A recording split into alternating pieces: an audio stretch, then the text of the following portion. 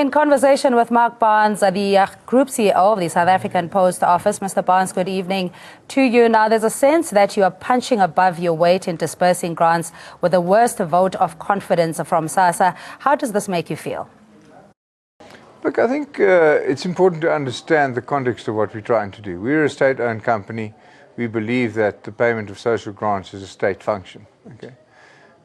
And as to our state of preparedness, we've done quite a lot of analysis of this, and you must distinguish between, financial services and postal services. Postal services is primarily a physical distribution game, whereas financial services is technology-based. Okay, and so if you look at the system that's required for the distribution of social grants, a lot of that is outsourced anyway to cash and transit providers, and we would use a similar, outsourcing arrangement with them. But we do have, without question, the biggest infrastructure footprint in South Africa. And we have a very functional bank inside Postbank, which has got 5.6 million customers. It would take us 5 to 7 weeks to add another 12 million accounts onto that thing. We can produce the cards that are required. I think we must remember that 65% of social grants are paid to cardholders. Not all of them are in very remote areas with biometric identification systems. And so, our state of readiness would take some months, I think, as a transition. But we're not even asking you to trust us on that. We're saying limit the handover time for the existing incumbent and let us demonstrate our capability on an incremental basis, province by province, if you like. And if the Auditor General, if you like, wants to sign off that the Post Office can do this, then let us do it. Because what's the end game? The end game is that if this activity is maintained within the state, then the money that it costs to execute it is maintained within the state. We're a state-owned entity.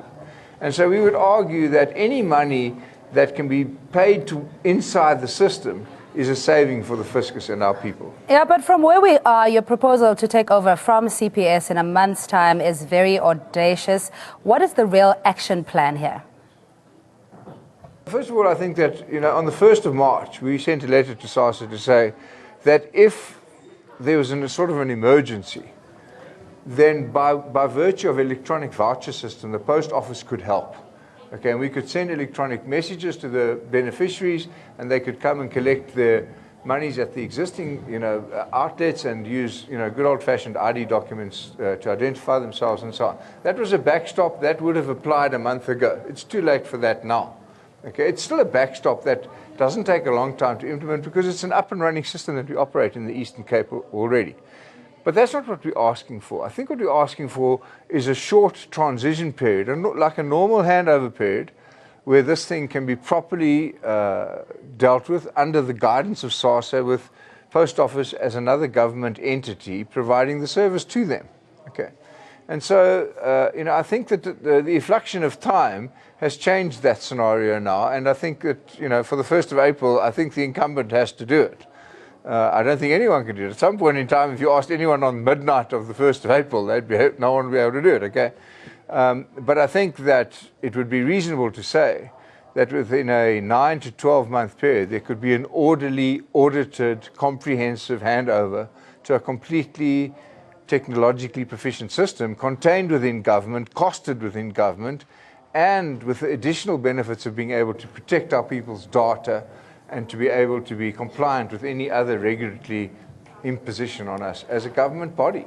Let's just refer back to the Constitutional Court hearings. Now, your affidavit says that the South African Post Office will take up to 6 months to deliver an interim solution, while your counsel in court said only a month will be sufficient.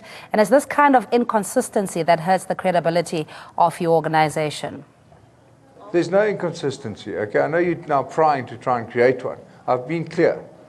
The 1 month solution was a solution offered on the 1st of March, which is no longer applicable. Yeah, but what do you think? There's also been a lot of opposition to private banks like the Grindrod building fortunes, earning interest from huge SASSA grants deposits. Why should the job be given to you if you intend to use the same banking method to achieve your ends?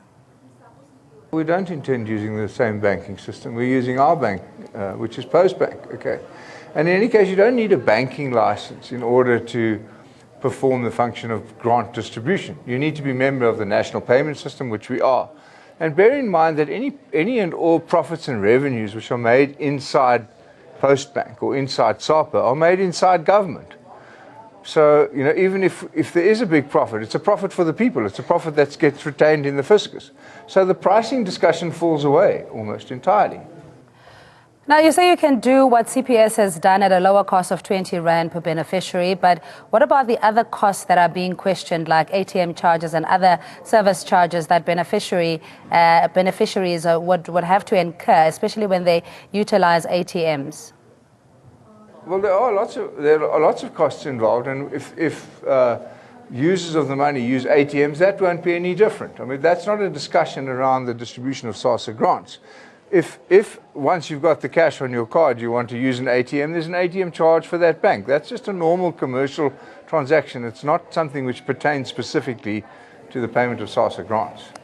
Now, questioning your capacity, do you have the plans to expand your footprint in order to reach each and every one of the 17 million beneficiaries in far-flung places as a post bank? And is this an ideal position for you?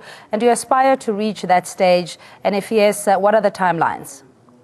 Well, I don't think anyone could commercially set up physical infrastructure to reach all of those people.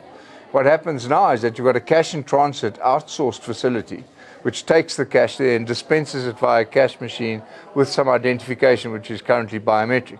I don't think that'll change substantially, okay? Because I think that this is a once-a-month event, and I think similar systems to those being deployed now would still be used. And of course there's use of retailers and other infrastructure which is currently in place. You did say that you don't need a banking license necessarily to operate this particular process of paying grants, but we believe that you still don't have that license and infrastructure to run the banking operation. What gives you the confidence that you can pull such a big responsibility without messing it up and especially endangering the lives of vulnerable people?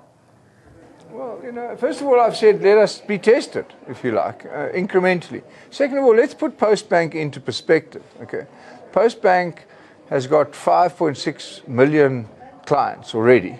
And so for us to open another 12 million accounts is not a challenge. It will take us 5 to 7 weeks to do so. Postbank already does about 20 million transactions a month. So we are a well-established member of the national payment system. This is just an incremental set of accounts, and our systems are quite capable of dealing with that. Now, SASSA has also made it clear that there's no compromise on facilities like biometrics. Do you have these facilities? And if so, do you intend to provide a proof of this to SASSA? Yeah, but biometrics is no longer, a mystery. I use biometrics to get into my front door, okay? That technology is not new, it's readily available, and we've had any number of technological approaches in the post office to be able to work with us to provide that solution. So biometrics is not a mystery anymore. It's almost a commodity, okay? And if you look at, and only 35% of the SASSA grant payments are using biometrics at the moment. So that proof of life is not as being extensively used as is required. But nevertheless, that technology is readily available in abundance. It's no longer, there's nothing special or anything that's not replaceable that's in the current system that can be almost got off the shelf. If our information is correct, the Post Office, you're saying, has been delivering grants to almost 500,000 beneficiaries in the Eastern Cape in partnership with CPS. And is this the model that you're looking to apply to the rest of the country? Well, I mean, that model uses the electronic voucher system. I think what we would be using is an empowered card system, an EMV compliant card. In fact, nowadays you can get cards, bank cards, which have biometric capability embedded in them. Okay, so you can have two solutions combined. So we would use whatever technologies are currently available to us. You must bear in mind that the incumbent system has been there for 5 years. Technology has advanced quite a lot since then. Now, how will you deal with the issue of uncollected money sitting in dormant accounts? I think that there must be a contract of understanding as to whom the interest accrues in a dormant account where the cash is lying there before it's been drawn down. But bear in mind that the difference between us and an alternative in the private sector is if the money accrues to Postbank or if the money accrues to SASSA, both of those are government institutions. So the money still accrues to the fiscus. Okay, whereas if it goes outside into the private banking system, then there must be a debate as to who's entitled to that. And how will you deal with illegal or unauthorized deductions that many SASSA beneficiaries have been complaining about? Again, I think that's a very important point, the protection of people's data. And we are a state organization, so we can by mandate, we can by instruction design access to the accounts to eliminate all of those things because we're an arm of government. Okay, so we would, in agreement with SASSA or in agreement with government, there would be rules of play which govern us because we report directly to the government. I mean, we're a wholly owned subsidiary of government. So whatever the rules are that the government wishes to enforce can obviously be enforced through us. All right, Gwen, I have to leave it there. Thank you so much, Mr. Barnes. We're speaking to Mr. Mark Barnes. He's the Group's Chief Executive Officer of the South African Post Office, making their case that they have the capacity to take over the CPS grant payment responsibility. In studio, we're joined by Levi Ndo, political analyst, and Sizwe Pamla, COSATU spokesperson. Gentlemen, good evening to you, and thanks for joining us. You at home can also give us a call. Now, Levi, obviously this is a very delicate and specialized process to handle. CPS have done it for so long. We're at a point now where we simply cannot negotiate. In fact, Tamim Jali, a very respected engineer and systems engineer for that matter, argues that it's almost like running an election every single month, if you can just imagine the enormity thereof. So this is the best case scenario is to just extend the CPS contract. Well, I think, Cindy, the first point is that we're sitting with a situation where you have got 17 million people must receive these grants in the next 2 weeks. And if you look at the background, you'll agree with me that indeed there are indications of irregularities that actually took place. But at the same time, SASSA and finance have got a responsibility to ensure that these people at the end of the day must receive this money. But now that the matter is in the court, it becomes quite difficult to tell what then is going to be the decision that will be taken by the court. But one would expect the courts to come with a decision that at the end of the day would benefit the recipients of these grants. Now, Sizwe, I mean, there was an opportunity here over the past couple of years, just over a decade, with CPS taking, or SASSA rather, taking over the function of paying out grants, that the post office could have stepped in. Your members would have had the appetite to be scaled so that we can gradually wean ourselves off the dependence of CPS. Do you think that this post office argument at the moment holds water? Well, it does hold water because, firstly, you have to go back and look at the ANC policy on ICT. It's actually a standing position of the African National Congress that grants payment have to be handed over to the South African Post Office. So, for us, the question we are asking is, why is it that the Post Office needs to go to a constitutional court for them to really argue that they are the rightful institution that will be able to deliver on this mandate? For us, this makes a mockery of the whole concept of radical economic transformation when you look at some of the issues that have been raised with regards to CPS, the failure, the BEE compliance failures, the illegal deduction, the fact that it's a foreign-owned company, that has got access to all the database. I mean, if you look at the whole thing, it's just sad to see, because at the end of the day, no matter how we spin our way out of the situation, it has shown the vulnerabilities of our government and the failures in such a public way. Going forward, we will actually like to see South African government uniting and trying to really to support the South African Post Office.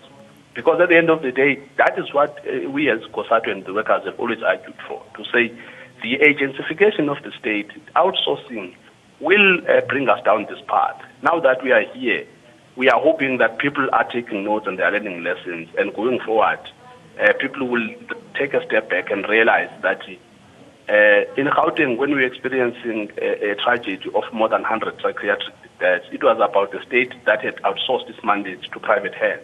Even here, this is exactly what happens when you, as a state, you are given a mandate by the electorate and you outsource it to private hands. All right, so please stay on the line. I just want a reaction from Levy. In that, the whole PPP, the private-public partnerships, which was supposed to also bolster the capacity of government to be able to do things on their own as per the constitutional mandate, is not something that is a very good case study in this particular CPS-SASSA relationship. Now, with put the post office in the mix, where we've had endless strikes, there's issues of mail not being delivered, and all sorts of other things that Mr. Barnes, in due respect, has been trying to turn around. What time frames are we looking at for the post office to be able to do what CPS is doing currently? Well, I think you'll recall that their lawyer said they need a very, very short period of time to be able to implement. Realistically speaking. Realistically speaking. But I think what is important is to sit down and say, if indeed there are problems with the CPS, and that has been identified, especially the illegality of the contract. But another aspect is that you have a situation where they seem to be charging a lot of money. I was listening to Amukelani in the afternoon, who was saying that the amount of money that is being charged by CPS seems to be quite huge. And if you can give this responsibility, for an example, to the post office, they might, or other companies in South Africa, or BEE companies rather, they might then be able to come with a reasonable amount of money, and then government won't be charged more. But that is something that we just actually thinking about. It might happen, or it might not happen. But I think what is important is that, firstly, SASSA or social development is supposed to play by the book, especially to look at the rules and regulations that are supposed to be followed as outlined in the Public Financial Management Act. They need also have to follow the tender regulations so that they don't find themselves in this illegal situation. But what is very, very important is that if indeed the post office is ready to provide this service, everybody will actually be excited to say, we've got our own state institution that is able to provide and I appreciate that the CEO of the post office saying they'll gradually take over the systems and make sure that they use the current infrastructure and networks, etc. But the fact of the matter, Mr. Pamla, is that this had not happened previously, where there is an integration of expertise and skills between CPS and the post office. It's an opportunity that has been missed for the duration of this contract or relationship with CPS. What is likely to change now, especially with the post office in the state that it still is in? Well, I definitely agree with you to say it was a missed opportunity, which is why then we have to rectify it going forward. Right now, all we have to do is to find a solution to make sure that people get their money at the end of the month. That is the immediate priority right now. But also we have to learn lessons. We can't repeat the same thing that we've been doing and that we have done. So hopefully now government will really reflect, because like I said to you earlier, this is an ANC position. This is an alliance position. It's something that we've all been talking about for the last couple of years.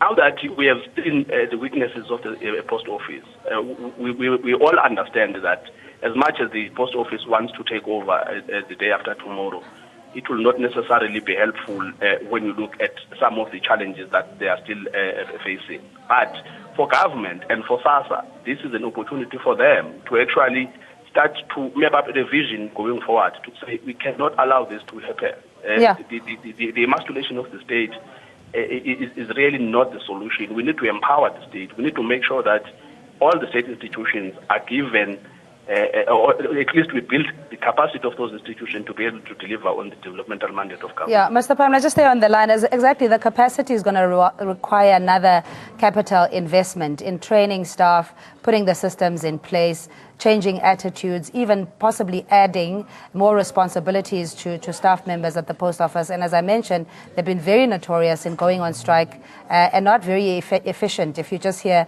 from people's lack of confidence in the post office, which also, mind you, by the way, had born another industry of independent couriers and postal services. So how then will the union be able, or government and SASSA, be able to navigate this within a 12-month period if it took us this long to be dependent on CPS?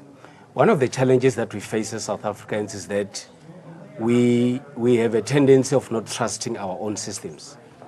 And that is why we actually rely on foreign companies to perform some of our responsibilities. But I think if the leadership of the Post Office is saying that we are able to deliver on this responsibility, it is up to them to ensure that they build capacity in the Post Office in order to ensure that all the services are being rendered. But also at the same time, the point that we're raising, which is a legitimate concern to all the citizens, is that the Post Office has on numerous occasions frustrated a lot of citizens because of the happenings in the Post Office. There will be strikes, certain things will be delivered very, very late, and I think it will require the mindset of the employees at the Post Office. But more importantly, the Post Office has to build capacity to ensure that the recipients of the grants don't get frustrated like they seem to be getting now.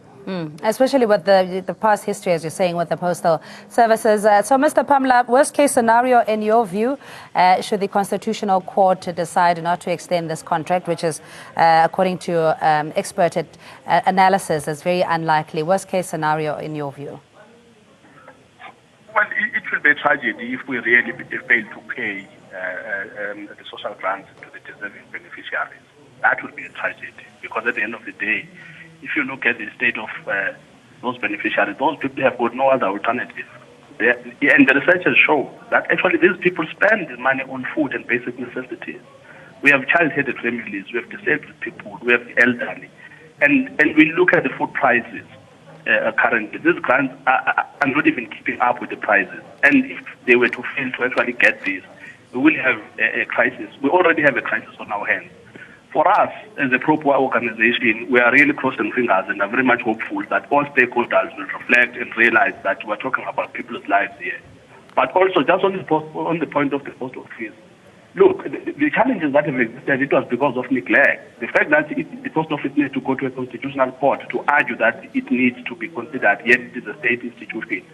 If government were to actually stop the level of neglect that we have seen over the past couple of years, maybe we will actually see a change of attitude and a change of approach from the stakeholders involved in the South African Post Office. All right, we're going to have to bid you farewell. Thank you so much. That's Sizwe Pamla, COSATU spokesperson, Live Indoors, political analyst. Thanks so much for your time. And earlier we spoke to Mr. Mark Barnes. He's the CEO of the Post Office, making a very strong case, compelling case, that they can take over the CPS function of paying out grants within a period of 12 months, at least, albeit gradually. So, but this is a story we'll be watching closely. Of course, tomorrow we're at the Constitutional Court, coming to you live from 10 in the morning. For now, we take a quick ad break. We'll see you shortly.